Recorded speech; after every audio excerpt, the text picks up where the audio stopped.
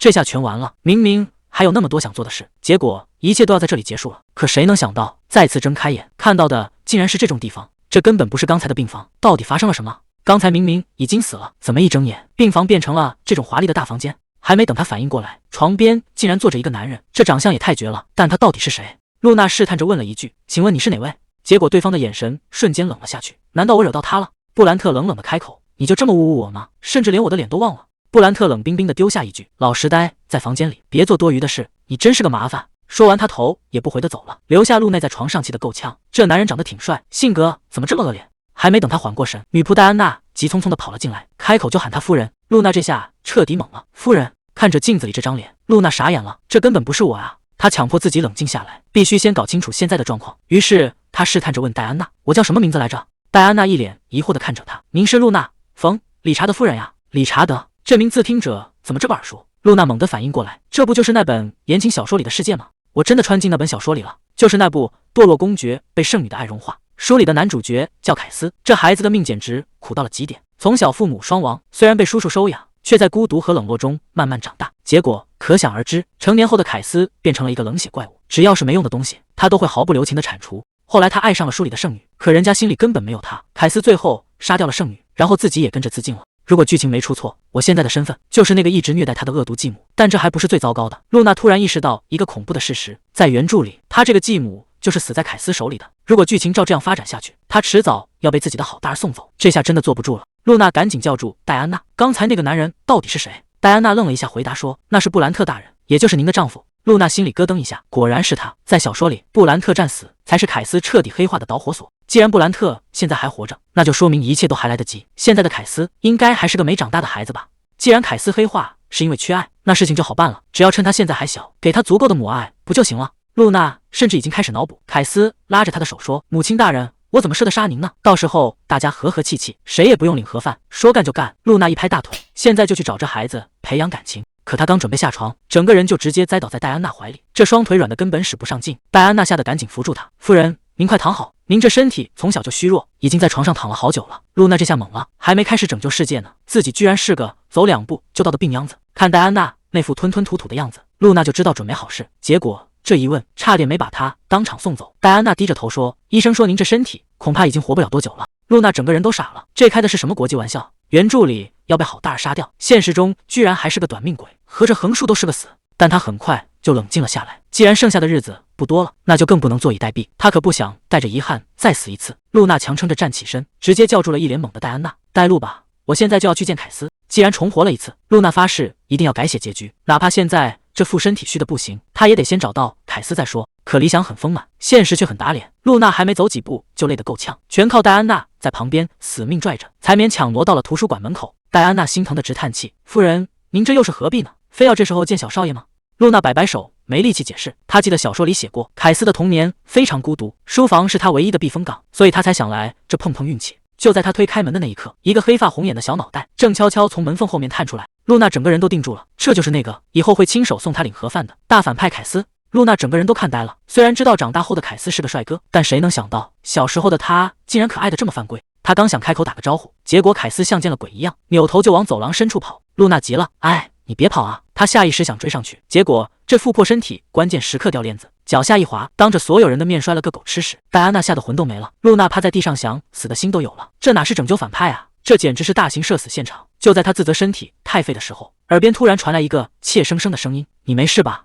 露娜愣愣的抬起头，发现凯斯不知什么时候又回来了，正一脸担心的看着他。露娜试着叫住凯斯，可这孩子头也不回的就要走。眼看凯斯要离开，露娜顾不上疼也要拉住他。他卑微的请求：“能不能留下来陪我聊聊天？我想多了解你一点。”凯斯却根本不领情，甚至觉得这种关心太虚伪。他对卓露娜大声质问：“你明明最讨厌我了，不是吗？”露娜急忙解释，说自己从没讨厌过他。可凯斯接下来的话却让他彻底哑口无言。既然不讨厌，那为什么以前一直对他不闻不问？露娜想找借口，却发现任何理由在孩子眼里都是虚伪的。凯斯冷冷地丢下一句：“我不需要母亲。”随后头也不回地跑开了。看着孩子离去的背影，露娜整个人都愣在了原地。这一句拒绝比任何指责都要扎心。回到房间的露娜彻底崩溃了，本以为能修复关系，结果却发现凯斯现在是真的恨透她了。露娜开始自我怀疑了，明明以前挺招孩子喜欢的，怎么到了凯斯这儿就彻底吃瘪了？戴安娜看他身体虚弱，劝他别太勉强，可露娜心里只想着一件事：怎么才能跟凯斯套近乎？他向戴安娜打听凯斯的喜好，却没发现戴安娜看他的眼神已经不对劲了。在戴安娜眼里，眼前的夫人就像变了个人，昨天甚至连自己的名字都忘了，简直跟失忆了一样。结果戴安娜也帮不上忙，她虽然一直贴身伺候露娜，却对小少爷的事情一知半解。露娜这下彻底没招了，戴安娜的一盆冷水泼了下来，说凯斯现在躲她都来不及，想修复关系简直是没戏了。露娜听完也只能叹气，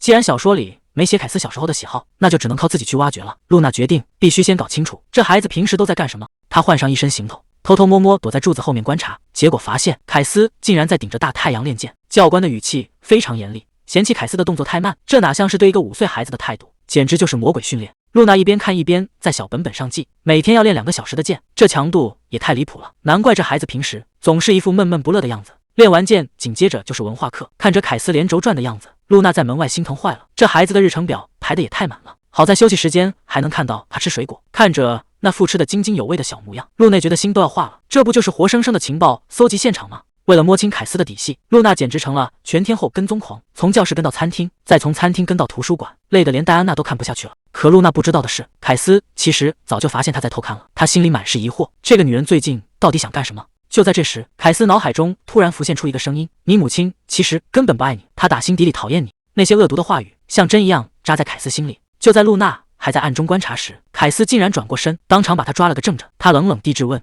你到底在打什么主意？露娜心里一阵狂喜，这孩子竟然主动跟她说话了。她赶紧解释，自己只是想跟他好好相处。可这句话却让凯斯彻底破防了，他大声吼道：这根本不可能！凯斯积压已久的委屈在这一刻全部爆发了。既然想好好相处，那为什么这么多年你都要把我一个人丢下不管？凯斯越说越激动，他说自己以前那么想见父母，可得到的只有躲避和冷脸。既然讨厌他，为什么现在又要来关心他？这些话听得露娜心里一阵扎心，看着凯斯情绪失控的样子，她再也坐不住了，直接扔掉手杖冲了过去，一把将这个委屈的孩子搂进怀里。这一抱让凯斯整个人都愣住了。露娜在他耳边轻声道歉，承认以前所有的冷落全都是他的错。露娜心里很清楚，一个被忽视了这么久的孩子，怎么可能一下子就相信他？这种突如其来的关心，换作是谁都会觉得不安。但她不打算再逃避了，不管以前有什么理由，作为一个母亲都不该成为忽视孩子的借口。她要用行动把牵着孩子的爱全部补回来。露娜这次是真的豁出去了，他捧着凯斯的小脸，语气卑微到了极点。他不求立刻被原谅，只求凯斯能再给他一次机会。面对这种破天荒的温柔，凯斯彻底没话说了。他抱着书站在原地，心里显然乱成了一团麻。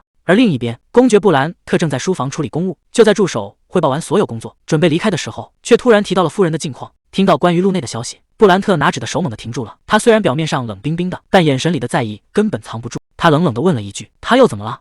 凯斯显然还没适应这种突如其来的热情，一时间愣在原地，不知道怎么接话。露娜赶紧道歉，以为自己又让孩子为难了，结果没想到凯斯竟然破天荒的松了口，只要不是一直缠着，分出一点时间也不是不行。这句话对露娜来说简直就是天大的惊喜。看着露娜开心的样子，凯斯彻底懵了，他可能还没意识到自己的一句话对母亲有多重要。凯斯说今天就到这了，转身就要往回走。露娜虽然舍不得，但也知道这种事急不来。就在凯斯快要出门的时候，露娜还是没忍住，小心翼翼地追问了一句：明天还能再见面吗？本以为这要求有点得寸进尺，没想到凯斯竟然停下了。虽然没说话，但那个点头的动作已经说明了一切。露娜心里总算踏实了点，只要能这样一点点靠近，哪怕再慢她也愿意等。想要彻底解开孩子的心结，后面的路还长着呢。露娜一个人在那傻乐了半天，戴安娜实在看不下去了，忍不住问她到底遇上什么好事，能让这位夫人开心成这样。露娜兴奋的手舞足蹈，因为从明天开始，她再也不用偷偷摸摸，终于能光明正大去见凯斯了。戴安娜听完叹了口气，直言这确实是个好消息，毕竟夫人前几天那副奇怪的打扮，早就成了府里上下的笑谈。可还没高兴2秒，露娜整个人就直接瘫在了床上。她这才意识到一个严重的问题，这副身体的体力简直就是个战五渣。原主以前常年卧床不动，现在稍微走2步路，简直比跑了马拉松还累。每天出门2小时就是极限了，这体力要是跟不上，就算能天天见面，也没法陪孩子多待一会儿。看来这身体素质才是硬伤啊！为了能有体力多陪陪凯斯，露娜决定不再当个病秧子。她叫来戴安娜，打算先从饮食上给自己来个大补。看着桌上那块厚实的牛排，戴安娜心里直打鼓，毕竟这可是跟男主人一样的标准，夫人的肠胃真的能受得了吗？露娜倒是信心满满，总喝稀粥哪来的营养？既然要恢复体力，那就要正儿八经的开荤才行。她已经太久没尝过肉味了，看着眼前的美味，露娜二话不说直接开动，甚至已经开始幻想身体变强壮的样子。可理想很丰满，现实却给了她当头一棒，刚吃进去没2口，胃里就开始翻江倒海，这下彻底翻车了。露娜直接吐了个昏天黑地，她这才明白，这副身体已经虚弱到了极点，连稍微油腻点的东西都成了负担。看来想要变强壮，真不是吃2块肉就能解决的。戴安娜在一旁看着都心疼，这哪是吃饭，简直是在受刑。露娜心里也憋着一团火，连顿正经饭都吃不了，以后还怎么照顾孩子？但她这人有个韧劲，既然肠胃不争气，那就先从走路开始死磕。到了第二天，她一边强迫自己适应伙食，一边硬撑着往图书馆挪，每走一步都在挑战极限。好不容易蹭到了门口，总算见到了那个小小的身影。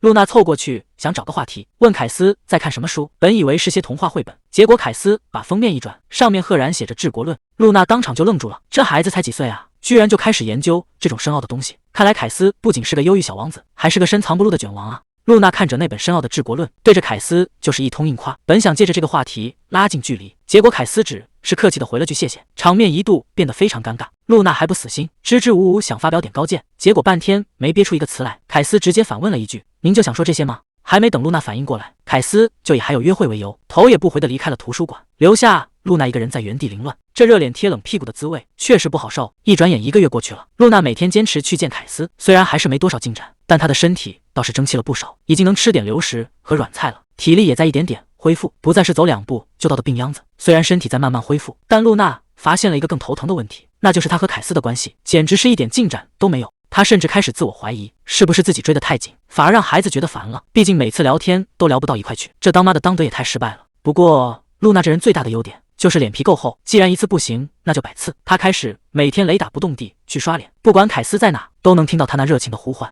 结果呢，凯斯就像躲瘟神一样，只要露娜一出现，他立马抱着书转头就走，连个正眼都不给。这下连戴安娜都看不下去了，赶紧提醒露娜收敛点，再这么死缠烂打下去，凯斯恐怕真的要离家出走了。这母子关系怎么越努力越糟糕了呢？露娜刚进图书馆，一眼就瞧见了远处的凯斯，心里正盘算着怎么打招呼，结果关键时刻掉链子，脚下一滑，手杖直接飞了出去。这下尴尬了，露娜僵在原地动都不敢动。本以为凯斯会像以前一样走开，没想到这孩子竟然快步走过来，弯腰帮他捡起了手杖。凯斯把手杖递过来，小声问了一句：“您的腿还好吗？”露娜简直受宠若惊，这还是那个冷冰冰的儿子吗？太阳真是打西边出来了。她赶紧摆手说自己没事，心里早就乐开了花。还没等她缓过神来，凯斯竟然又主动伸出了手，说要扶着她一起走。这一刻，露内觉得之前的努力全值了。看来这孩子虽然嘴上不说，心里其实还是记挂着妈妈的。这母子关系总算是守的云开见月明了。凯斯这孩子真是长大了，不仅帮露娜捡回了手杖，还一路小心翼翼地牵着她的手，把她扶到沙发上坐好。这待遇简直让露娜受宠若惊。更让露娜没料到的是，凯斯坐下后竟然主动开口了，他轻声问了一句：“您平时都喜欢看什么书？”这可是破天荒的第一次啊！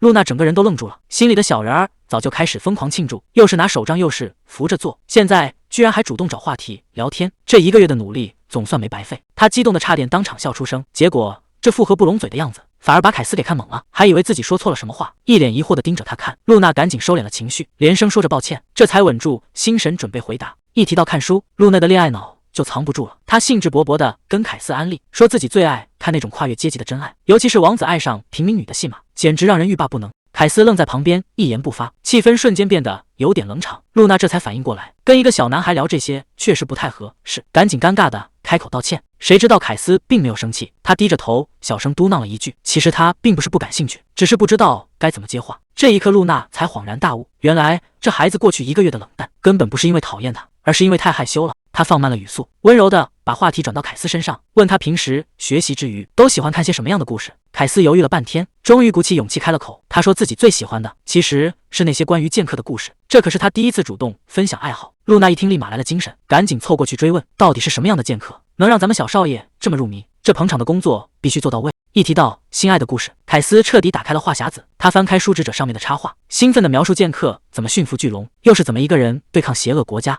露娜在旁边听得津津有味，时不时还跟着惊叹2声。看来只要找对了话题，这母子俩的距离其实也没那么遥远嘛。凯斯越说越兴奋，甚至挥着小拳头大喊，以后也要成为那样的剑客。这还是露娜第一次见到这孩子笑得这么灿烂，她暗暗下定决心，无论未来有多艰难，都绝不能让这个善良的孩子掉进那些阴暗的泥潭里。可就在气氛最温馨的时候，凯斯突然像断了电一样停住了，他支支吾吾的说不出话，整个人僵在原地一动不动。露娜还没反应过来怎么回事，就感觉到身后一阵发凉，一股压抑的气息扑面而来。他猛地一回头，整个人彻底僵住了。布兰特竟然就站在身后，那双冰冷的红眼睛正死死地盯着他们母子俩。布兰特，理查德公爵家的现任家主，也是凯斯的养父。在原书的剧情里，他是个脑子里只有打仗和工作的疯子。这种冷血的人怎么会突然找上门来？布兰特冷冷地开口：“你为什么会在这里？”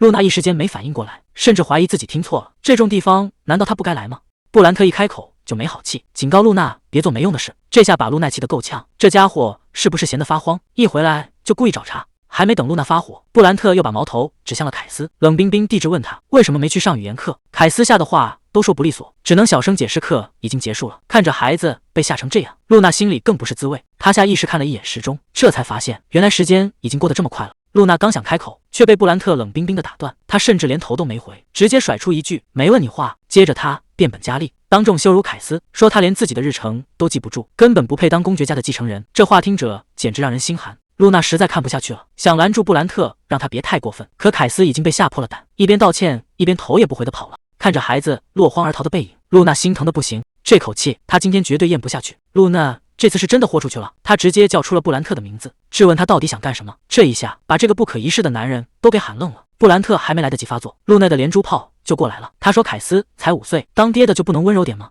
而且没看好时间，他自己也有责任。露娜越说越激动，甚至开始教布兰特怎么当爹，让他多听听孩子的心里话，别总是一副冷冰冰的样子。布兰特听完半天没吭声，气氛压抑的让人喘不过气。露娜心里其实也有点发虚，试探着问他是不是有话要说。结果布兰特冷笑一声，反问露娜是不是觉得他不配当这个父亲。露娜虽然表面上没敢接话，但心里早就喊开了，没错，说的就是你。布兰特觉得自己挺委屈，他给了凯斯最好的生活，不愁吃穿，还有名师指导，这难道还不够吗？他还得怎么做才算合格？露娜听得整个人都愣住了，她没想到这个男人的逻辑竟然如此简单粗暴。难道他从来没发现凯斯其实一直都很孤独吗？他忍不住反驳说，光有物质是远远不够的，孩子需要的是关心和爱护。可布兰特听到爱这个词，脸上写满了荒唐，他冷笑着反将一军，质问露娜，以前躲孩子躲得最凶的人不就是他自己吗？怎么现在突然演起慈母来了？这一番话直接戳中了露娜的死穴，她确实没法反驳，毕竟原主以前造的孽，现在全得由她来背锅。布兰特这回是动真格的了，他当着露娜的面直接给女仆戴安娜下了死命令，从现在开始不准露娜踏出房门半步。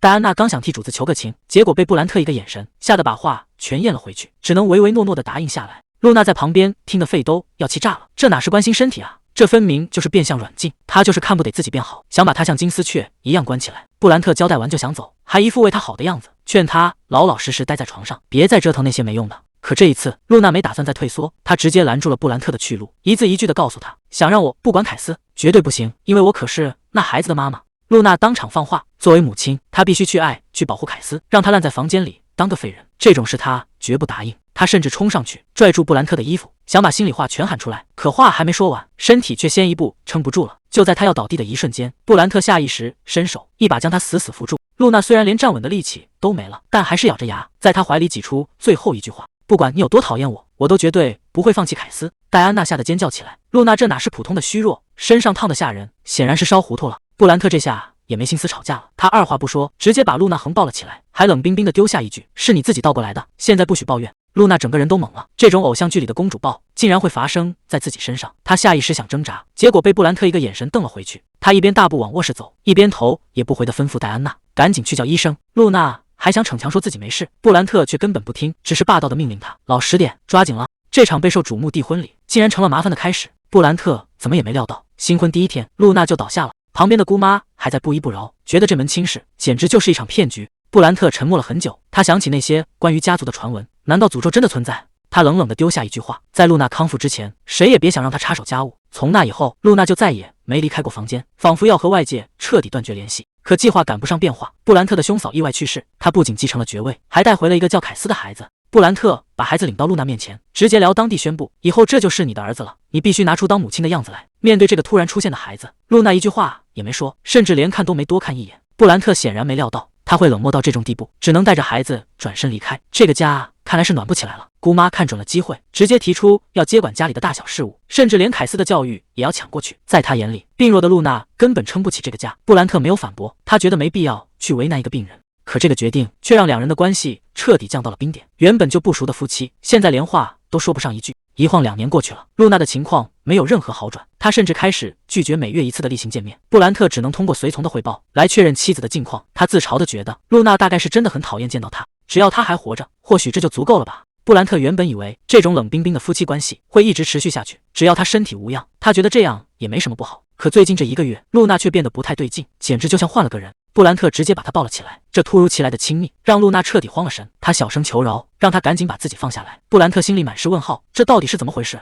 等把他送回床上，露娜甚至连盖被子这种小事都想自己动手，生怕再跟他有什么接触。看着眼前这个既陌生又局促的妻子，布兰特只能无奈地叹了口气。布兰特语气冰冷，让露娜先认清现实，就她现在这个身体状况，多说2句话都费劲，还能指望去改变什么？露娜还想坚持，可话没说完就撑不住了，直接陷入了昏睡。布兰特沉默了很久，他关上门离开，心里只有一个念头，他真的不想再看到有人离开了。等露娜再次睁开眼，发现床边多了个小小的身影，凯斯正一脸紧张地守着她。戴安娜在一旁念叨说：“露娜这觉睡了整整1天。”凯斯更是连课都上不踏实，一有空就往这儿跑。看着凯斯委屈的小脸，露娜心里很不是滋味。她意识到，如果自己的身体一直这么垮下去，只会让凯斯永远活在恐惧里。为了不再让孩子担惊受怕，她拉住凯斯的手，郑重地做了一个决定，她要开始配合医生好好治病了。虽然这需要一点时间，甚至可能没法像以前那样天天见面，但只要能真正好起来，这一切都是值得的。为了凯斯，她必须得变强了。露娜问凯斯愿不愿意等自己好起来，凯斯懂事地点了点头。这一刻，母子俩终于达成了约定。露娜开心地抱住凯斯，承诺自己一定会努力配合治疗。就在这时，医生在女仆的带领下进了屋，检查马上就要开始了。露娜笑着跟凯斯告别，让他先回去休息。凯斯站在床边愣了一会儿，似乎还有话想说，但他最后还是把不舍藏了起来，笑着给母亲打气，只要能看到她好起来，这点等待对他来说根本不算什么。凯斯转身离开了房间，可刚一出门，他的情绪就彻底垮了。走在空荡荡的走廊里，他满脑子都是自责，觉得露娜之所以病成这样，肯定是因为自己以前太不懂事，说了太多伤人的话。他挽起袖子，看着手臂上那些触目惊心的痕迹，心里那个念头越来越强烈，这一切都是他的错，他必须得做点什么。医生的话让屋里的气氛降到了冰点。露娜得的这种病根本没有名字，简单来说就是她的身体完全没有防御力。普通人感冒打个喷嚏就过去了，但对她来说，任何一点小病都能直接要了命。难怪平时稍微走2步，身体就彻底垮了，这简直就是个一碰就碎的瓷娃娃。露娜问医生：“那现在到底该怎么治？”医生推了推眼镜说：“听说你最近开始调整饮食了，这倒是个好兆头。”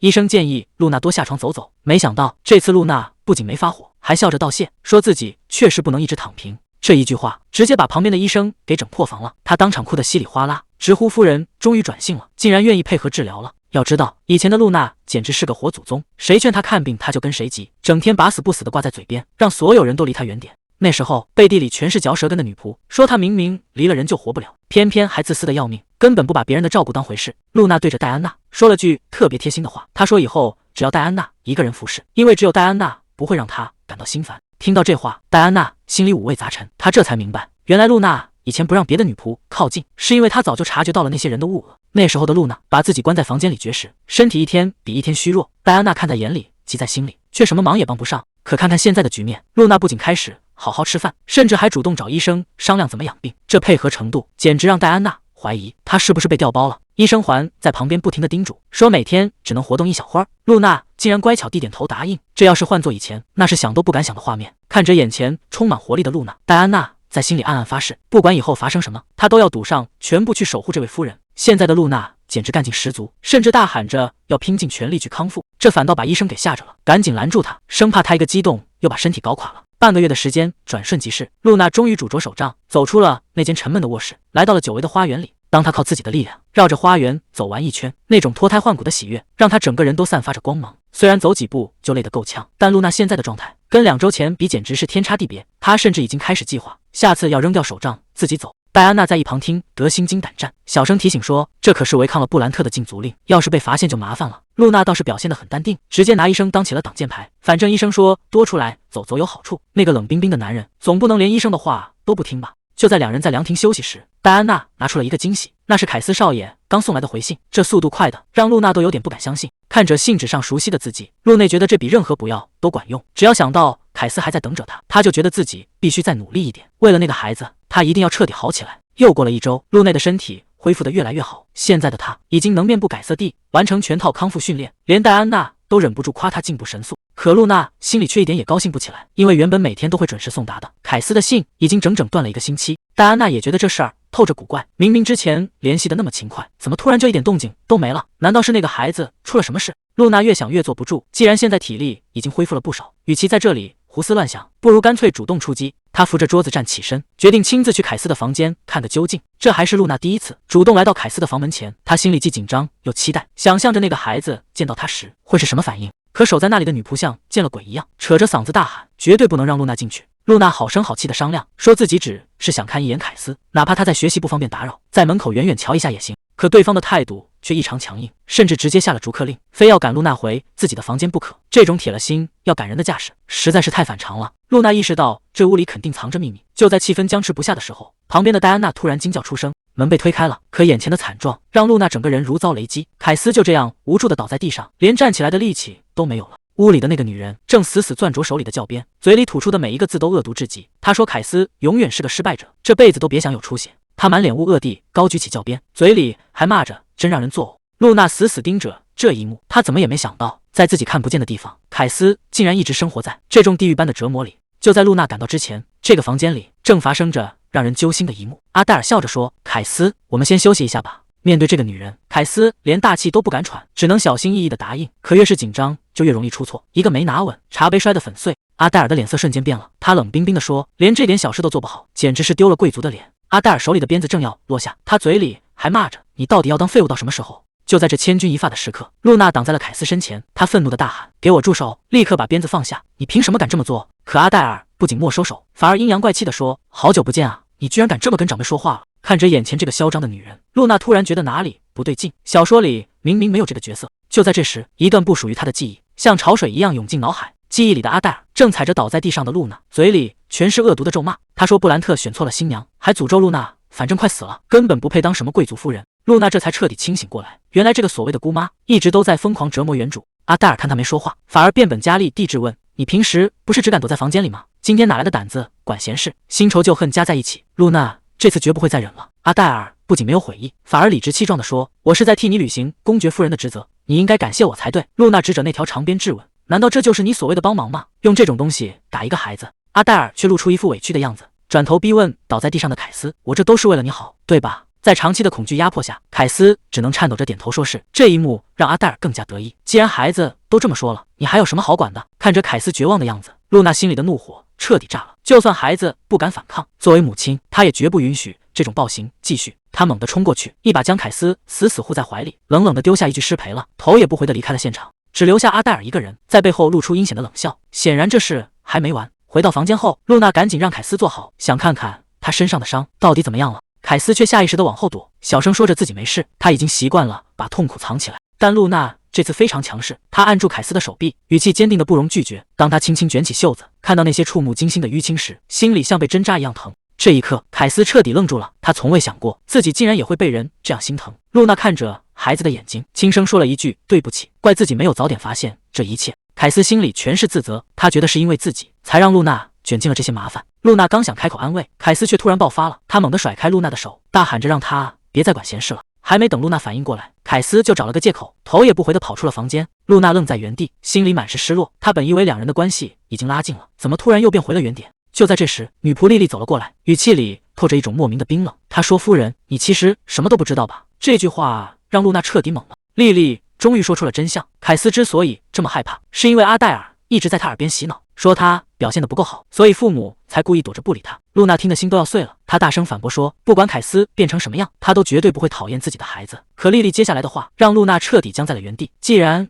你这么爱他，那为什么后来不再给他写信了？信件断了，露娜这才意识到自己寄出的那些思念，恐怕全都被阿黛尔那个女人拦截了。难怪凯斯会觉得母亲已经对他彻底失望了。他每天拼命努力，只是害怕再次被抛弃。莉莉红着眼眶恳求道，夫人，如果你只是心血来潮想对他好，那请你现在就收手，不要再给他这种虚假的希望了。露娜陷入了深深的自责，她以为自己是在保护孩子，却没想到在凯斯最痛苦的时候，她竟然一直被蒙在鼓里。露娜知道自己绝对不能再坐以待毙了，如果继续沉默下去，凯斯的一生都会被毁掉。露娜径直走向布兰特的书房，语气平静却带着不容置疑的力量，公爵大人，我有件事必须和你谈谈。布兰特根本不信，甚至觉得露娜在无理取闹，在他眼里，严厉管教继承人再正常不过。露娜据理力争，结果换来的却是冷冰冰的警告。布兰特不仅要让阿黛尔继续留下，还嫌露娜管得太宽了。这一刻，露娜终于看清了，指望这个男人根本没用。既然讲道理行不通，那就只能用他自己的方式来解决这个麻烦了。露娜这回是彻底死心了。她本以为布兰特至少还有点责任感，没想到儿子的死活，他竟然一点都不在乎。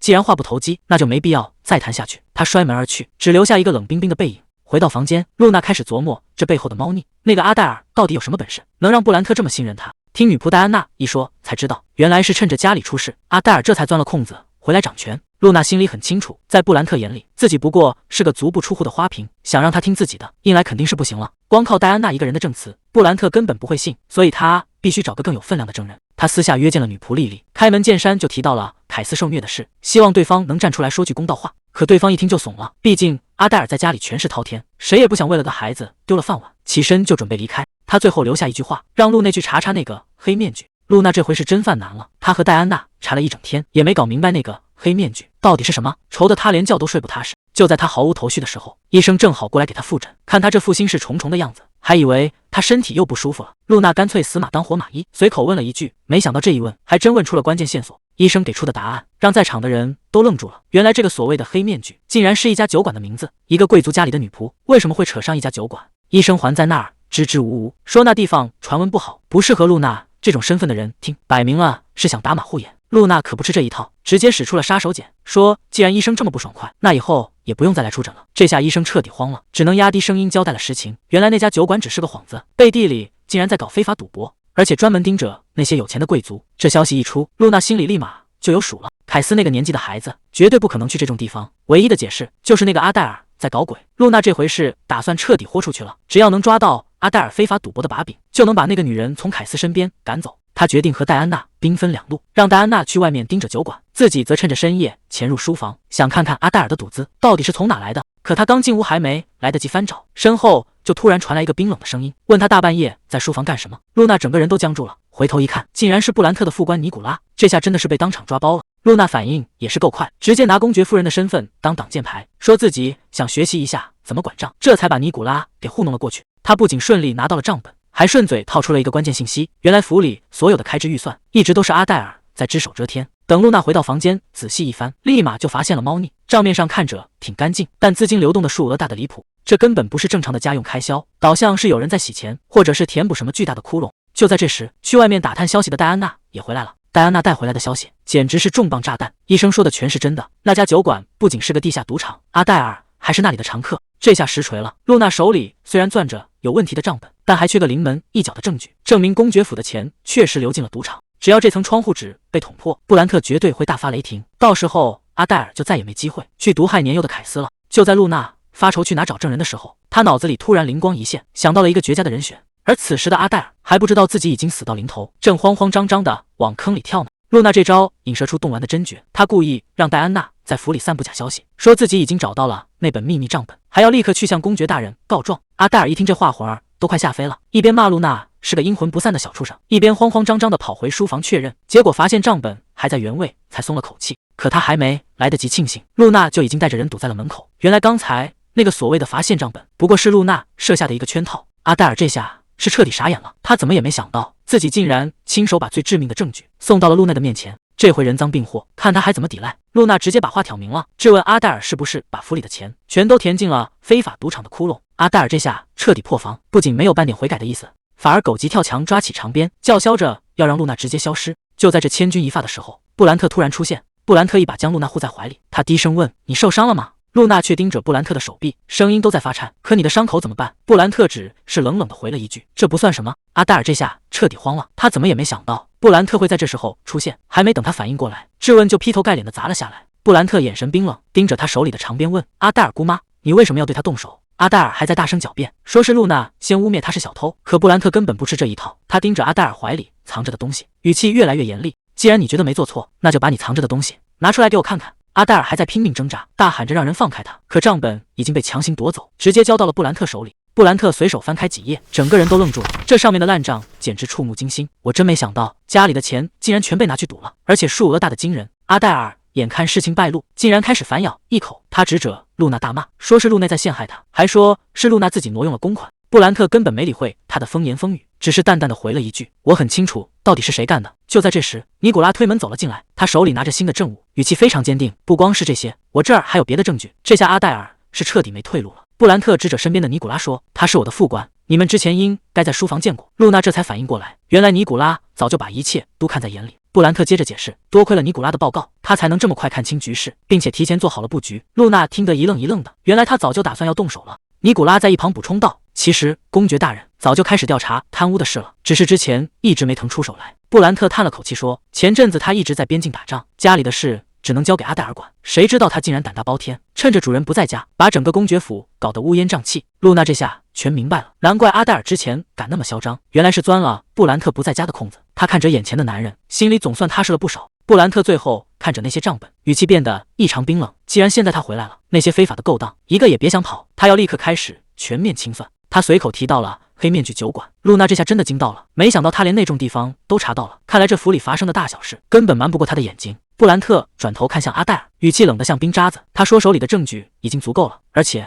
他还没算账。阿黛尔平时是怎么教育凯斯的？这笔账今天必须一起清算。他挥了挥手，直接下令让人把阿黛尔带走，交给专门的人去审讯。阿黛尔这下彻底疯了，被拖走的时候还在大声尖叫。他一边挣扎一边咒骂，说布兰特除了会耍剑什么都不会，还恶毒的诅咒露娜，说一个没用的公爵配一个快死的新娘，简直是绝配。面对这种丧心病狂的嘲讽，布兰特连头都没回，他只是冷冷的警告对方，别以为以前管过家就能自大，这个家里不需要骗子，更不需要这种唯利是图的小人。布兰特1秒钟都不想多等，直接下令把人轰出去。守卫们哪敢耽搁，架起阿黛尔就往外走。阿黛尔这下真的怕了，哭喊着求饶，说只要不赶他走怎么都行。可随着大门砰的一声，他的惨叫声被彻底隔绝在外，屋里终于安静了下来。布兰特长舒了一口气，转过身看着露娜，眼神里少了几分冷酷，多了几分复杂的情绪。露娜还没反应过来，就听到这个不可一世的男人竟然低声说了句对不起。这下轮到露娜懵了，完全没想到他会主动道歉。布兰特神情有些落寞，他解释说自己真的不知道阿黛尔竟然打着教育的幌子对凯斯做了那么多过分的事。露娜一时间愣在原地，心里那种异样的感觉变得越来越强烈。布兰特承认露娜之前说的都没错，确实是阿黛尔在背后搞鬼。露娜原本以为像他这样的人这辈子都不会跟谁低头，没想到今天太阳打西边出来了。看着布兰特认真的样子，露娜也赶紧道了个歉，说自己之前太冲动，说了不少难听的话。可布兰特却摇了摇头，坚持认为错的是自己。露娜盯着他看了半天，心里直犯嘀咕，原来这个冷冰冰的男人也有这么通情达理的一面。她忍不住小声嘟囔了一句，其实他也没那么不近人情了。结果这话刚好被布兰特听见，吓得露娜赶紧摆手否认。为了掩饰尴尬，她指着布兰特背上的伤口，强行转移了话题，说这伤必须马上处理。布兰特还想嘴硬说没事，可露娜这次态度非常强硬，直接拦住了他的去路。她说既然让他爱惜身体，那他自己也得以身作则。这下布兰特没话说了，只能乖乖听从安排。露娜一看他松了口，立马高兴的不行，说干就干，转身就要去拿处理伤口的工具。可还没等露娜走远，布兰特接下来的动作直接把他给看愣了。这男人竟然二话不说，当场就开始解扣子。露娜吓得站在原地不敢动弹。随着外衣滑落，布兰特彻底露出了上半身，那结实的身体上竟然布满了密密麻麻的伤痕，看起来触目惊心。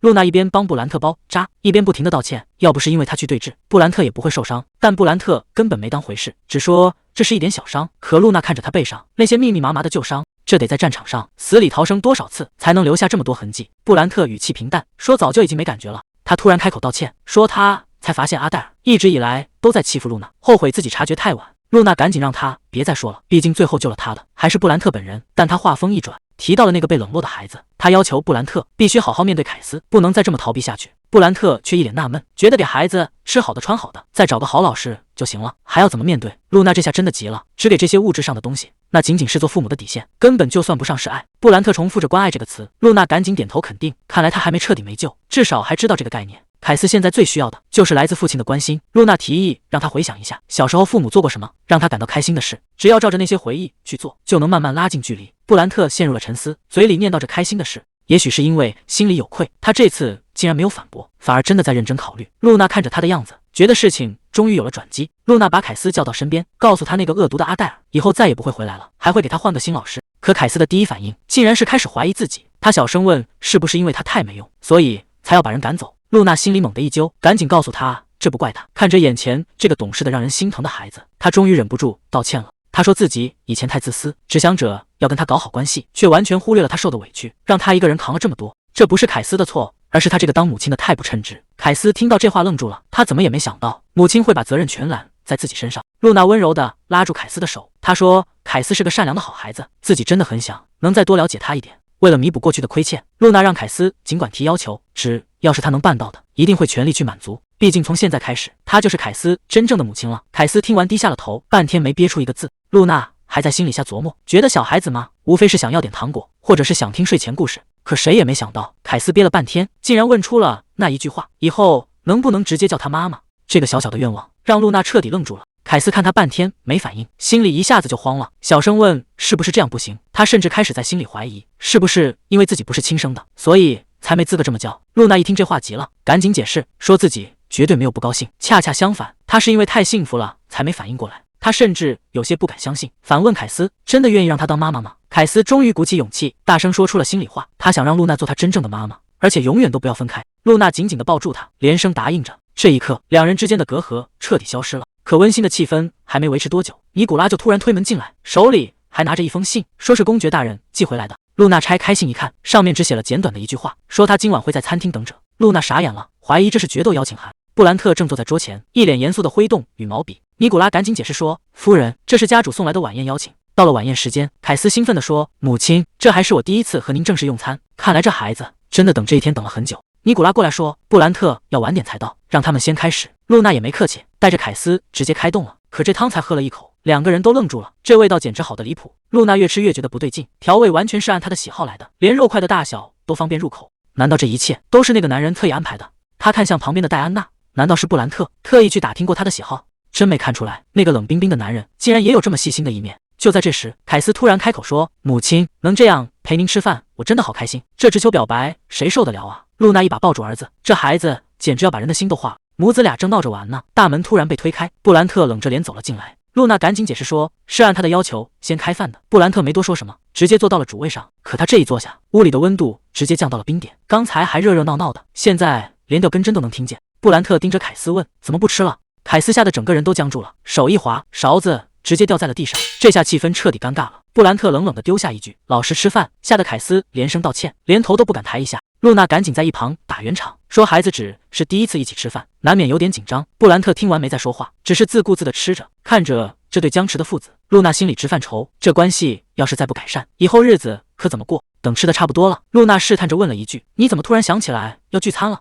布兰特放下餐具，盯着露娜说：“不是你说的吗？要让孩子和父母一起补回那些错过的回忆。”露娜这才反应过来，原来自己随口说的一句话，布兰特竟然真的当真了，心里居然还有点小甜蜜。就在这时，侍从推着餐车走了进来，凯斯一看到最爱的草莓蛋糕，眼睛都亮了。露娜在一旁暗暗琢磨，凯斯喜欢甜食这事儿，难道布兰特也提前打听好了？还没等他想明白，布兰特突然冷不丁的开口：“那蛋糕是我亲手准备的。”这话一出，露娜和凯斯都傻眼了，那个只会拿剑的男人竟然会做甜点。凯斯这下更不敢动了，刚才还吃得挺欢，现在紧张的连头都不敢抬了。看着凯斯不敢动弹，露娜决定先吃一口给他打个样。这一口下去，他整个人都被这美味征服了。凯斯见状也小心翼翼尝了尝，结果这孩子直接愣住了，连声感叹：“真的太好吃了。”餐桌上的气氛总算没那么僵了。就在这时，布兰特突然盯着露娜问：“你很喜欢草莓吗？”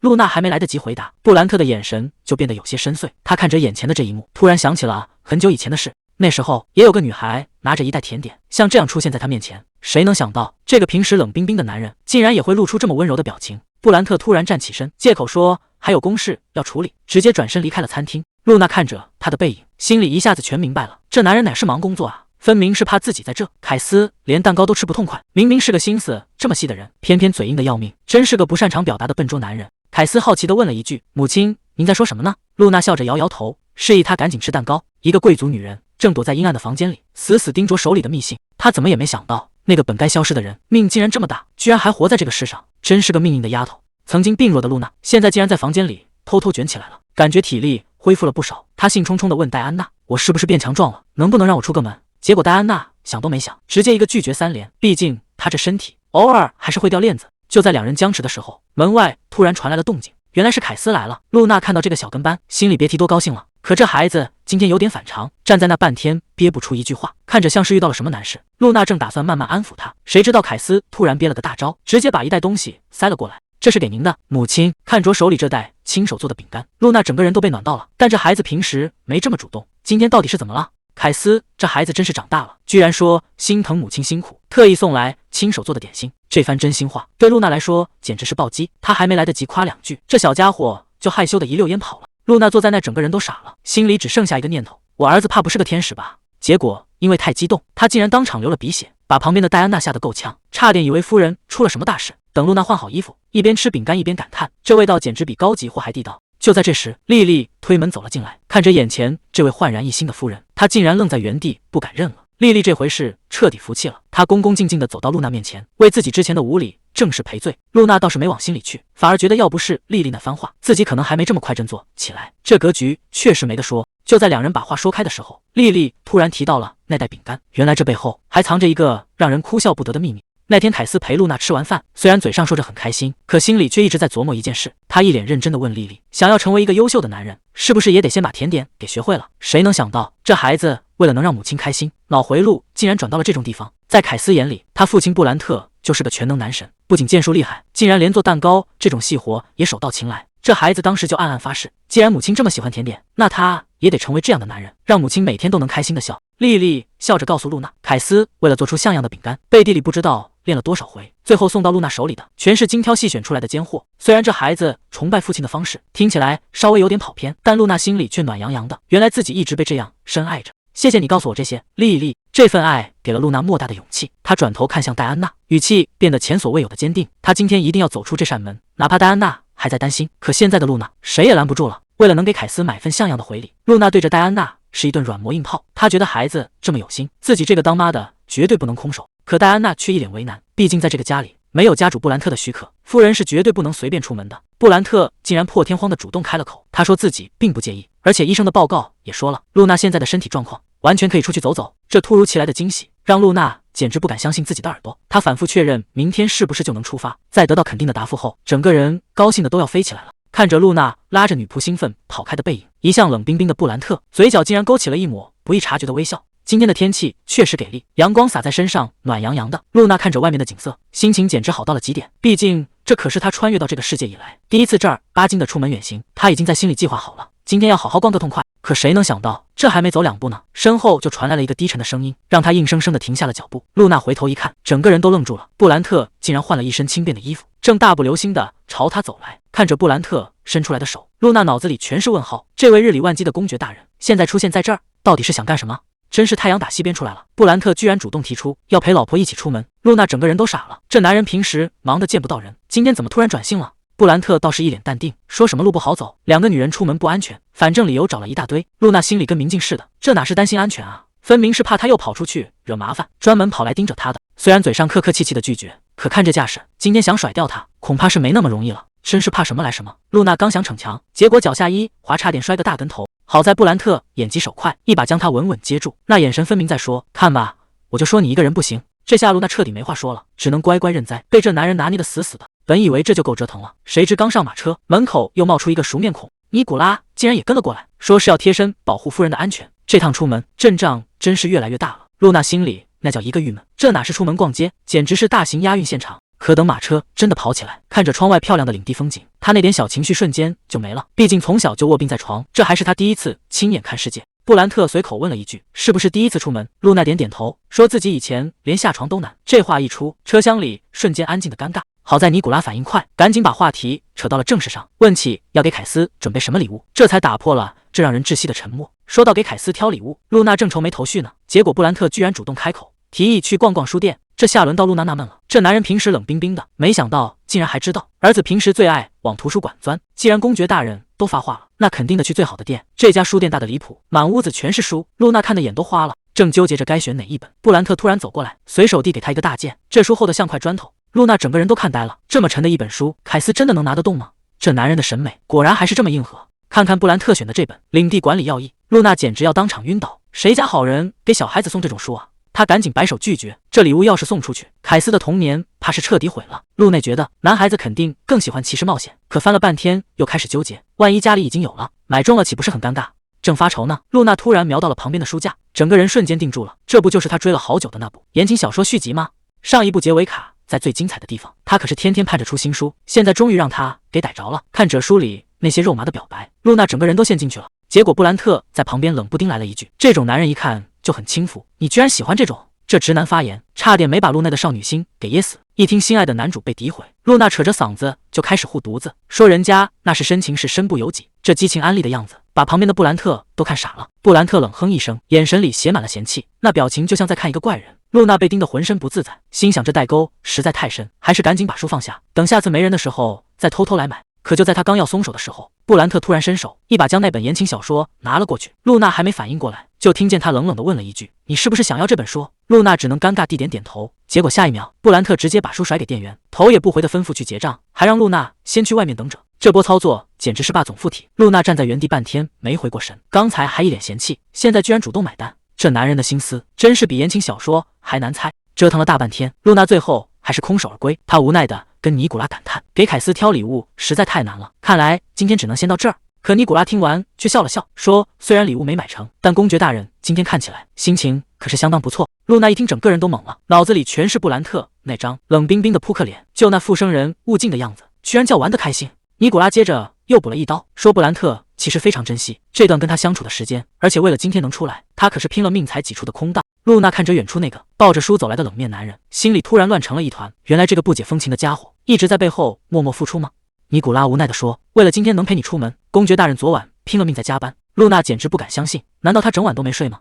结果真相更离谱，尼古拉说自己想单独陪露娜，这下某人直接打翻了醋坛子，他根本不听劝，非要连夜把所有工作处理完，谁劝都没用。露娜这下全明白了，这个男人拼命到这种地步，竟然是因为吃醋了。露娜还在纳闷，他真的有这么想出门吗？结果布兰特直接打断尼古拉，不让他再说下去，冷着脸催促大家赶紧出发。马车里，戴安娜正问着接下来的行程，露娜刚想开口，肚子却不争气地叫出了声，这下气氛彻底凝固了。露娜恨不得找个地缝钻进去，这也太丢人了。布兰特倒是很淡定，主动提议先去吃点东西，再去给孩子挑礼物。露娜低着头小声答应，这顿饭看来是非吃不可了。露娜一眼就认出来了，这不就是戴安娜提过的那家超级难预约的人气餐厅吗？能在这种地方吃顿饭，露娜心情瞬间好到飞起，还打算给凯斯也带点甜点回去。可一进门，她就愣住了，柜台上摆满了精致的蛋糕，可店里竟然一个客人都没有。这可是传说中的网红店啊，怎么会冷清成这样？布兰特却一脸淡定地说：“不用担心，会有别人来，今天这里只有我们。”露娜这才反应过来，为了吃顿饭，这个男人竟然把整间店都包下来了。布兰特理所当然地表示，人多了太吵，还是清静点比较好。看着琳琅满目的菜单，露娜又开始犯难了，每样看起来都很好吃，到底该选哪一个？布兰特在对面坐着，看他这么纠结，直接甩出一句霸总语录：“别选了，全都上一份。”露娜赶紧摆手拒绝，这么多哪吃得完啊？而且挑选的过程本身就是乐趣，剩下的留着下次再来吃。听到下次这两个字，布兰特整个人都愣了一下，原本冷冰冰的脸一下子就柔和了下来。他轻声重复着这两个字，显然这个随口的约定让他心情变得格外好。露娜还没反应过来，只是看着他反常的样子，心里还在嘀咕：难道他也这么喜欢这家店吗？这甜点的味道简直绝了。露娜吃得一脸满足。布兰特看着她，随口问了一句：“你很喜欢吃甜食吗？”露娜用力点了点头，接着就想到了家里的凯斯，那孩子也是个小甜牙，肯定会喜欢巧克力或者水果塔。她兴冲冲地转过头，想听听布兰特的建议，结果这位公爵大人轻咳一声，不仅同意买点带回去，还破天荒地补了一句：“他个人比较喜欢带点水果点缀的口味。”露娜听完直接愣住了，这还是那个冷冰冰的布兰特吗？竟然会主动聊起自己的喜好。布兰特显然也意识到自己刚才话有点多了，他有些尴尬地别过头，瞬间开启了沉默模式。露娜看着他这副样子，心里直犯嘀咕，刚才聊得好好的，怎么突然就没动静了？虽然已经给凯斯买了蛋糕，但露娜心里还是不踏实，总觉得这份礼物太轻了，还得再准备一份正式的才行。布兰特在旁边听了半天，突然冒出一句：“要不送他一把短剑吧？”露娜整个人都听傻了，送一个小孩子短剑？布兰特倒是解释的头头是道，凯斯那小子不是崇拜骑士吗？现在拿不动长剑，送把短剑练手刚刚好。露娜一听，好像确实是这么个道理。凯斯要是收到这个，估计得高兴疯了。于是两人转头就进了武器店，看着满墙冷冰冰的兵器，露娜心里又开始犯嘀咕，这礼物是不是有点太硬核了？露娜彻底看花了眼，在她看来，这些冷冰冰的家伙长得都一样，根本不知道该选哪一把。布兰特倒是很淡定，他随手从架子上取下一把短剑，递到了露娜面前。这把剑的设计确实漂亮，尤其是剑柄上那颗红宝石，闪得让人移不开眼。露娜盯着宝石看了一会儿，突然反应过来了，她一脸惊喜地问布兰特：“选这把是因为宝石的颜色跟凯斯的眼睛一模一样吗？”布兰特沉默了片刻，只是淡淡地回了一句：“是吗？”虽然他嘴上不承认，但露娜心里已经认定，这个平时冷冰冰的男人其实比谁都要细心。这份礼物完全是照着凯斯的样子选的。想到布兰特这份藏在心底的温柔，露娜心里别提多暖了。既然选好了，露娜一秒钟都不想耽搁，她兴冲冲地拉着布兰特要把这把短剑包起来。看着店员把礼盒递过来，露娜捧在手里，笑得比谁都灿烂。她已经在脑补凯斯收到礼物时的样子了。可就在这时，旁边的布兰特却突然定住了，他看着露娜的笑脸，心里莫名其妙地闷了一下，这种感觉非常陌生，甚至让他有些不知所措。他下意识地按住胸口，完全搞不懂自己是怎么了。难道这就是传说中的心动吗？头一次送礼物，露娜紧张的路都走不动了，毕竟第一印象最重要，万一搞砸了怎么办？戴安娜在旁边指出主意，说随便找个借口送出去就行。可真到了门口，露娜还是没准备好，就在这时，凯斯突然推门出来，这下想躲也躲不掉了。凯斯倒是很自然，主动拉起母亲的手，既然话都说到这份上了，那就一起走吧。戴安娜在旁边小声催促，露娜这才回过神来，虽然心里打鼓，但这一步迟早要迈出去。她深吸一口气，猛地把礼物盒递了过去，说是为了报答之前的饼干，专门跑去镇上挑的。凯斯整个人都愣住了，他没去管礼物有多贵重，反而一脸担心地问：“母亲，您亲自出门，身体吃得消吗？”露娜心里一阵暖流，这孩子懂事的让人心疼，只是出个门而已，她竟然比谁都紧张。她温柔地摸了摸儿子的头，笑着说自己没事。凯斯小心翼翼地问：“能不能现在就拆开？”得到肯定的回答后，他终于揭开了盒盖，盒子里躺着一把精致的短剑，这可是他人生中收到的第一件兵器。凯斯整个人都看呆了，他发现剑柄上的红宝石竟然跟自己的眼睛一模一样。露娜笑着告诉他，这其实是父亲的主意，专门选了这颗宝石，就是为了能衬他的眼睛。凯斯听完愣了一下，心里对父亲也多了份感激。他紧紧抱住短剑，认真的保证这辈子都会把它当成宝贝，绝对不会弄丢。看着凯斯这么爱不释手，露娜心里别提多美了，看来这趟真是没白跑，母子俩正亲热着呢。谁知这时候门外传来了敲门声，竟然是布兰特亲自过来了。布兰特站在门口，看着屋里温馨的画面，话到嘴边又咽了回去，半天才憋出一句：“现在方便说话吗？”他递过来一封信，上面的火漆印非常显眼。露娜拆开一看，整个人都愣住了，竟然是皇室发来的邀请函，而且点名要他们全家出席，除非有天大的理由，否则谁都不能缺席。布兰特原本打算直接推掉，毕竟露娜的身体才刚建好，但他觉得还是得让露娜知道这件事。露娜听完心里咯噔一下，追问以前是不是也这样。布兰特坦白说，过去几年为了让他静养，所有的邀请他都挡回去了。这下露娜坐不住了，长期在社交界消失，外面的人指不定怎么编排，这对布兰特和凯斯的名声简直是毁灭性的打击。他当场拍板，这次宴会一定要去。这话一出，布兰特和凯斯都吓了一跳。布兰特皱着眉头劝他，去镇上散步和去皇室宴会那完全是两码事，那种大场面，身体真的吃得消吗？凯斯也在旁边拼命点头，生怕母亲累出个好歹。看着父子俩紧张的样子，露娜心里又暖又自责，觉得自己成了家里的负担。但她这次的态度非常强硬，她说昨天出门身体好得很，绝对不能再拖大家后腿了，甚至还用上了恳求的语气。布兰特沉默了半天，最后还是松了口，但他定下了一个死规矩，只要到时候有一丁点不对劲，必须立刻回家。露娜高兴的差点跳起来，连声答应没问题。布兰特交代完正事，准备离开，可露娜哪能放过这个机会？她一把拉住想溜的布兰特，笑着说：“凯斯还有话要说呢。”凯斯整个人都懵了，怀里还死死抱着那把短剑，他求助的看向母亲，可露娜只是在后面推了一把。这下父子俩大眼瞪小眼，气氛瞬间变得有点尴尬。凯斯支支吾吾半天，到底能不能把那句谢谢说出口？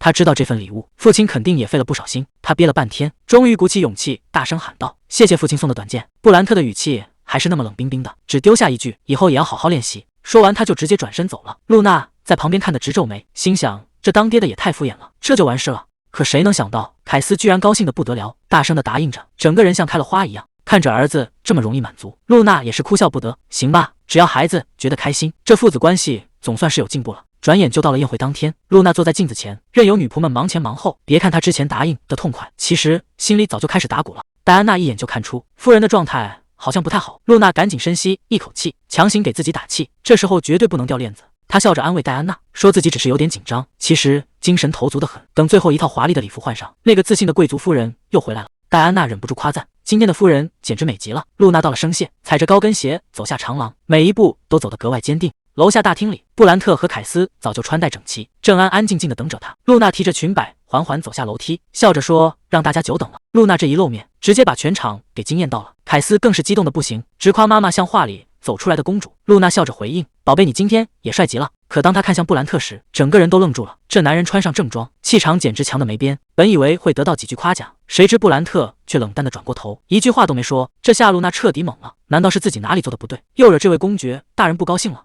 就在戴安娜准备递上手杖时，布兰特却伸手拦住了。他说：“今天有他在，根本不需要这种东西。”布兰特霸道的伸出手，让露娜不舒服就扶着他。这突如其来的体贴让露娜一时间都没反应过来。可这华丽的长裙实在太重了，露娜每走一步都像在受罪。正当她暗自叫苦的时候，布兰特突然停下了脚步，还没等露娜明白怎么回事，整个人就被腾空抱起。布兰特这动作干脆利落，直接把他送进了马车。露娜坐在车里，心跳还没稳下来。虽然知道他是为了照顾自己，但这表现也太夸张了吧，这下真是想不引人注意都难了。马车里，凯斯一直盯着露娜看，眼里全是崇拜的小星星，这让露娜都有点不好意思了。小家伙第一次出远门，兴奋地趴在窗边停不下来，直呼马车跑得太快了，家里的宅子转眼就看不见。露娜虽然心里也有点紧张，但更多的是对凯斯的期待，希望这次社交首秀能给孩子留下个好印象。说话间，马车已经停在了皇家别墅前。看着眼前这座宏伟的建筑，露娜忍不住感叹：皇家的排场果然名不虚传。布兰特率先下车，风度翩翩地伸出手要接露娜下去。这一刻的温柔让原本不安的露娜踏实了不少。露娜挽着布兰特的手，两人并肩而行的样子，简直像极了一对恩爱夫妻。虽然心里紧张的直打鼓，但这一刻的体面必须撑住。随着大门缓缓开启，金碧辉煌的大厅映入眼帘，这奢华程度让露娜都看呆了。管家高声宣布，理查德公爵一家到场。瞬间，全场的目光都齐刷刷投了过来，所有人都愣住了。这跟传闻中的完全不一样啊！周围的议论声此起彼伏，不是说这位公爵夫人是因为毁容才不敢见人吗？怎么真人美成这样？露娜察觉到气氛不对，这些人的眼神里怎么全是惊讶和不可思议？全场的目光都聚焦在露娜身上，这种被审视的感觉让她坐立难安。难道那些难听的传闻已经传遍了整个社交圈？露娜最担心的还是凯斯，怕这些流言蜚语会伤到孩子。可转头一看，这小家伙根本没心思管大人在想什么。凯斯的眼睛直勾勾盯着甜点桌，满桌的蛋糕和糖果对他来说简直是最大的诱惑。露娜见状笑了笑，让他想吃就赶紧过去。看着凯斯欢快跑开的背影，露娜稍微松了口气。但真正的社交应酬才刚要开始，已经有人主动凑了上来。布兰特被一群贵族围得水泄不通，大家都在夸他战功赫赫。露娜在一旁看着，深切体会到了公爵的权势有多大。就在这时，话题突然转到了露娜身上，贵族一边递上红玫瑰，一边大肆赞美露娜的容貌。这突如其来的热情让露娜有些措手不及，虽然心里有点发虚，但露娜很清楚，现在正是亲手打破毁容传闻的好机会。她强撑着优雅，礼貌地回应着对方的恭维。可这个男人显然有点过头了，他不仅言语轻浮，甚至还大胆地抓住了露娜的手。这种过分的亲密已经完全超出了社交礼仪，露娜被吓了一跳，正不知道该怎么脱身，一只手突然横插进来，挡在了两人中间。布兰特的眼神瞬间冷到了极点，他盯着眼前的男人，语气里满是不容置疑的威压。既然有他在场，就不劳烦外人操心了。这简直是赤裸裸的宣示主权。还没等众人反应过来，布兰特就带着露娜头也不回地离开了人群。露娜被他拽得踉踉跄跄，完全搞不懂这个平时冷冰冰的男人怎么突然变得这么强势。布兰特顺势将他搂进怀里，低声下了一道死命令：从现在开始，绝对不准离开他身边。看着布兰特严肃的侧脸，露娜整个人都愣住了。难道这一切真的只是在演戏吗？布兰特就这么旁若无人地搂着露娜，两人的距离近的让人心跳加速。露娜甚至产生了一种错觉，他们之间的隔阂是不是正在消失？这一幕让全场贵族都炸开了锅，大家交头接耳，谁也没想到这对传闻中关系破裂的夫妻竟然如此亲密。然而，在阴暗的角落里，一双充满恨意的眼睛正死死盯着露娜。是时候给他一点终生难忘的教训了。这种大场面果然还是来了，国王和王后亲自主持宴会，全场的气氛瞬间被点燃。露娜在台下默默观察，这就是掌握最高权力的两个人吗？还没等他多想，布兰特已经带着他走上前去。布兰特礼貌地打了个招呼，顺便正式介绍，这就是我的妻子露娜。第一次面对这种大人物，露娜表现得非常得体。国王笑着寒暄起来，听说你之前一直卧病在床，现在能看到你真是太好了。接着他话锋一转，开始打听布兰特在家的样子。大家都觉得布兰特性格沉闷，当他的妻子肯定很辛苦。露娜笑了笑，在他心里，布兰特早已不是当初那个冷冰冰的人。结婚这段时间以来，他越来越能感觉到这个男人藏在冷酷外表下的温柔。国王看着两人感情这么好，忍不住又调侃了一句：公爵夫人长得这么漂亮，布兰特平时肯定没少担心吧？毕竟刚才在宴会上可是有不少男人都在盯着你看呢。国王还在继续开玩笑，说没想到布兰特这种性格，结婚后竟然成了个宠妻狂魔。这话听得布兰特自己都愣住了。就在气氛最轻松的时候，国王突然提到了他的儿子。虽然儿子和儿媳今天没能到场，但他要介绍另一位重要成员。随着一个小小的身影走出来，国王正式宣布，这就是他的孙子西安。看到这个孩子的瞬间，露娜整个人都定住了。这个长相，难道他就是那个关键人物？在原本的小说里，他作为王室的正统继承人，他从小就接受着最严苛的教育，在满是心机的大人堆里长大。他被迫学会了隐藏真心，直到那个女人的出现，彻底改变了他的命运，那就是圣女。只有他看穿了西安内心的痛苦。在那段原本的故事里，他们本该是一对令人羡慕的神仙眷侣。西安曾深情地表白，希望圣女能和他共度余生，而圣女也给出了最温柔的回应。但有一个人绝对不会允许这种幸福存在，那就是公爵的儿子凯斯。因为对圣女那近乎疯狂的占有欲，凯斯最终亲手杀掉了西安。两个本该发光发亮的少年，最后落得个同归于尽的下场。想到这可怕的结局，露娜整个人都僵住了。如果剧情照这样发展下去，凯斯迟早会变成那个杀人魔。凯斯的一声母亲把露娜拉回了现实，看着眼前这个眼神清澈的孩子，他怎么也没法把他和凶手联系在一起。只要现在让他们成为朋友，是不是就能避开那个悲剧结局？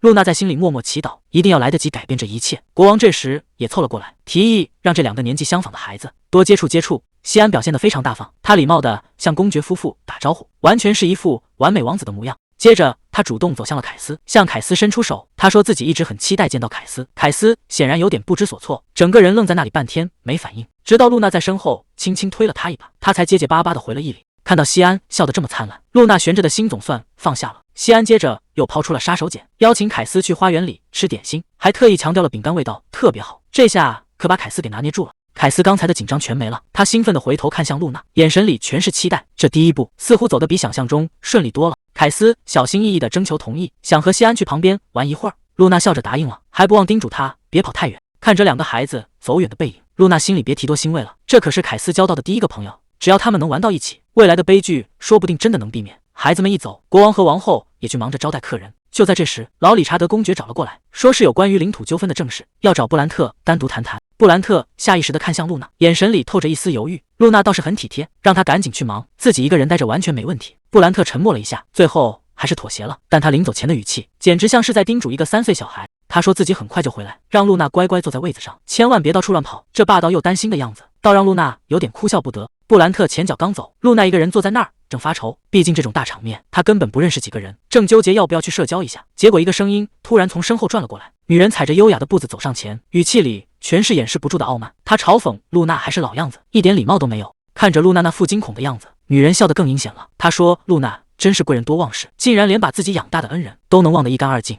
这种压迫感让露娜几乎窒息，一幕幕痛苦的回忆像潮水一样把她淹没。她终于看清了眼前这个女人的真面目，露娜的继母。花园里的阳光依旧灿烂，凯斯正满心期待地跟着西安去寻找传说中好吃的饼干。可就在快到凉亭的时候，凯斯却突然停住了脚步，他脸上的兴奋瞬间消失，取而代之的是一种疑惑。刚才还和和气气的西安，突然间就像变了个人。他指着凯斯大声呵斥，让凯斯别随随便便碰他，自己早就看凯斯不爽了。西安觉得凯斯根本不配当公爵的儿子，他越说越过分，甚至拿剑术训练来显摆，说自己早就赢了导师，而凯斯却只会发呆。这番话简直是杀人诛心。凯斯看着眼前优秀的同龄人，心里最后一点自信都要碎了。他意识到，如果再这样原地踏步，就真的没法交代了。谁也没想到，凯斯竟然主动低头了。他诚恳地请求西安教他变强，因为他想保护自己的母亲。这一招真诚直接把西安整懵了。原本傲慢的小皇子，居然破天荒地答应了请求，两人的关系总算有了转机。可就在孩子们打闹的时候，露娜却一点也笑不出来。继母一开口就是冷嘲热讽，他盯着露娜，语气里全是掩饰不住的恶意，甚至拿露娜的孩子说事。露娜虽然记不清以前的事，但直觉告诉她，绝对不能和这个女人扯上关系。可现在是公共场合，如果直接转头走掉，肯定会招来更难听的闲言碎语。没办法，露娜只能强撑起笑脸，主动走上前去打招呼，甚至还得客客气气地喊一声继母。继母看着眼前这个已经学会伪装的女儿，笑得更加阴险了。她顺手递过来一杯红酒，露娜心里咯噔一下，医生明明签叮咛万嘱咐，以她的身体状况，绝对一滴酒都不能沾。继母明明知道这件事，却还是故意把酒递了过来，甚至还搬出了皇室的名义，说这酒是皇后亲自盯着酿出来的。这下兴致完全变了，如果不喝，那就是在当众打皇室的脸。继母甚至还倒打一耙，问露娜是不是怀疑酒里有毒。面对这种道德绑架，露娜到底该怎么脱身？继母说的没错，如果当众拒绝皇室的酒，流言蜚语立马就能把露娜淹没，甚至连远处的皇后可能都在盯着这一幕。见露娜还在犹豫，继母直接使出了杀手锏，她凑到露娜耳边低声威胁，如果惹恼了皇后，正在和皇子玩耍的凯斯恐怕就要出大事了。这一句话直接戳中了露娜的死穴，凯斯就是她的命。继母这是明摆着拿孩子当筹码，逼着她往火坑里跳。露娜感觉自己像是被锁链捆住了，四周全是冰冷的视线。为了保护凯斯，这杯明知道会伤身的酒，她似乎真的躲不掉了。继母还在步步紧逼，她催促着露娜赶紧喝下去。这种压迫感让露娜根本没法拒绝，仿佛有一股无形的力量在逼着她低头。为了凯斯的安危，露娜最终还是举起了酒杯。当那暗红色的液体滑入喉咙，身后的继母露出了一个阴谋得逞的笑容。与此同时，布兰特正准备动身离开，他礼貌地向众人告辞。就在他路过窗边时，一阵清脆的笑声传了过来。他停下脚步往外看去，发现凯斯正和西安皇子玩得开心，两个孩子看起来相处得非常融洽。国王也跟着搭话，说孩子们能玩到一起真是难得。布兰特看着窗外的景象，只是淡淡的应了一声。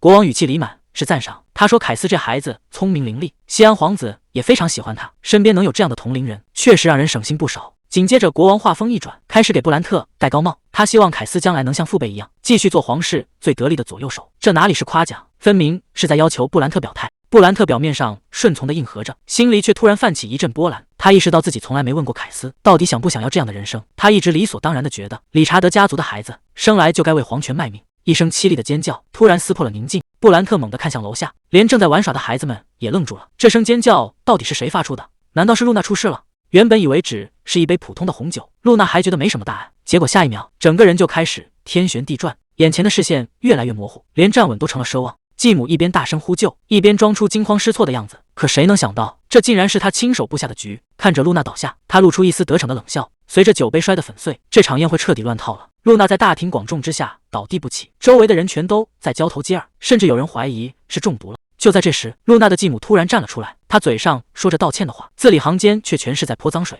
她当众宣称露娜从小就病恹恹的，是个让人不省心的累赘。这哪里是在担心女儿，分明是想趁这个机会彻底毁掉露娜的名声。继母还在那猫哭号子假慈悲，口口声声说是想陪女儿喝一杯，谁知道她还没好利索，这番话明摆着是想推卸责任，顺便把露娜带走藏起来。就在这时，布兰特和凯斯冲破人群赶到，看着倒地不起的露娜，布兰特整个人都要急疯了，根本没心思听那些虚伪的解释。他闻了闻地上的酒渍，发现这并不是剧毒，但情况反而更加糟糕，因为露娜的身体根本碰不得一点酒精。这招借刀杀人实在太狠了，利用露内的身体弱点，想在众目睽睽之下要她的命。布兰特立刻让人拿水来，他必须争分夺秒。在所有人惊愕的目光中，布兰特亲自给露内喂水，稀释酒精。现在的每一秒钟都是在跟死神抢人。露娜现在完全失去了意识，根本没办法自己喝水。眼看情况越来越危急，布兰特也顾不上什么贵族礼仪了，他直接喝下一大口水，当着所有人的面俯身吻住了露娜，用这种方式强行帮她稀释酒精。这一幕让全场瞬间鸦雀无声。布兰特冷冷地扫视全场，当众宣布露娜酒精过敏。他眼神里的杀气让刚才还在嚼舌根的人全都闭了嘴。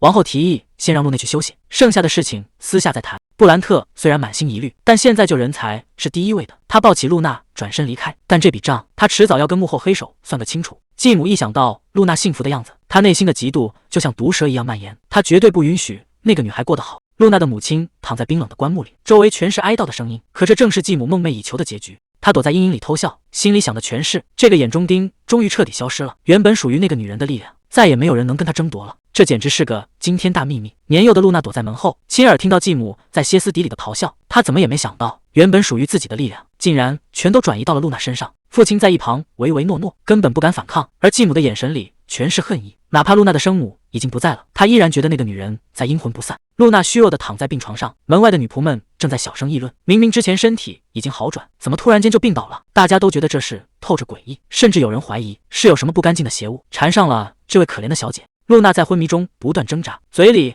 还呢喃着呼唤母亲，那些痛苦的回忆像潮水一样要把她彻底淹没。露娜猛地从噩梦中惊醒，刚才那些破碎的记忆，难道就是这具身体原本的过去？还没等她理清思绪，凯斯和布兰特已经围了上来。布兰特一脸严肃，让她躺着别动，正准备去叫医生，结果王后竟然已经带着人直接推门进来了。她为宴会上的意外道歉，说是因为自己安排不周，才让露娜累倒了，非要让自己的私人医生给露娜检查。露娜赶紧推脱说只是体质虚弱，可王后根本不打算罢休，她不仅坚持要检查，甚至还要求清场，想单独跟露娜聊聊。布兰特带着凯斯离开房间，临走前反复叮嘱，只要有任何不对劲，一定要立刻叫他们。随着房门重重关上，屋里的气氛瞬间变了，王后脸上的笑容逐渐消失，取而代之的是一种让人窒息的压迫感。露娜坐在床上，心里七上八下的，她不知道王后到底想干什么，只能小心翼翼的应对。王后突然话锋一转，她说自己刚才确实有些失礼，但紧接着她死死盯着露娜，这一声公爵夫人叫得露娜心里直发毛。王后语气肯定地说，这段时间你过得很辛苦吧？她说自己已经看透了露娜身体虚弱的真正原因。这话一出，露娜彻底愣住了。医生表情严肃地说，你身体虚弱的真正原因是因为中了诅咒。露娜本以为只是普通的生病，结果竟然牵扯到了这种超自然的力量。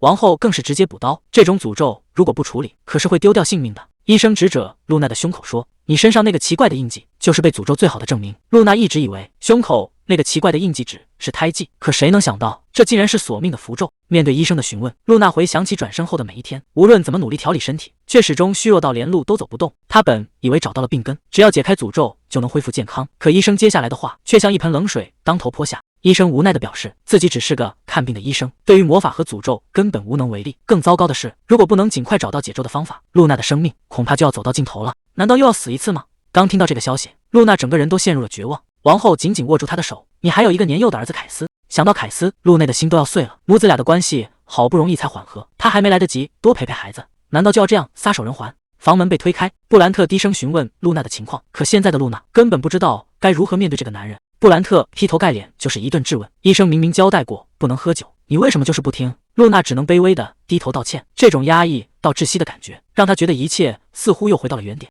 王后看准时机，提议让身体虚弱的露娜先回马车。看着露娜离去的背影，布兰特终于察觉到了不对劲，他盯着王后问道，您到底跟我妻子说了什么？王后却表现得滴水不漏，直言这种事应该去问露娜本人。一家三口正准备离开，凯斯却突然停下脚步，他拉住露娜的衣角，眼神里全是藏不住的担心。看着眼前乖巧的儿子，露娜心里却是一阵酸楚。无论她怎么努力改变命运，难道最终还是逃不过那个必死的结局吗？